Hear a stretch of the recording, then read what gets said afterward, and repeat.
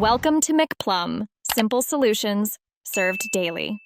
You begin by preparing a confined environment so dependencies do not leak. Create a venv and activate it. Install Python 3. 11 Plus and the framework you chose, for example Fast API for async speed or Flask for simplicity. Once done, scaffold routes, a basic app factory, and a requirements file. Make sure to initialize Git now and commit your working scaffold. This saves time and gives you a rollback point. You will iterate from this reproducible baseline. You now implement the core. Define your endpoints and data contracts, because clear contracts prevent rework.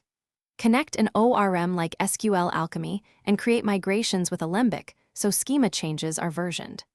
Once data is reliable, add caching with Redis and background processing via Celery or RQ to keep requests fast. Make sure to add authentication using JWT or OAuth2 and centralize config. Then write tests that exercise main flows. Automated tests catch regressions before deployment. You finalize by containerizing the app and wiring up continuous integration so builds are repeatable. Push images to a registry and deploy with health checks.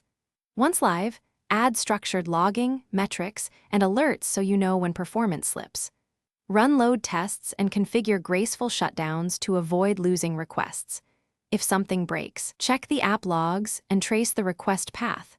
Correlate request ID across services to isolate the failing component quickly, then roll back if needed. Thanks for watching. Stay juicy and subscribe.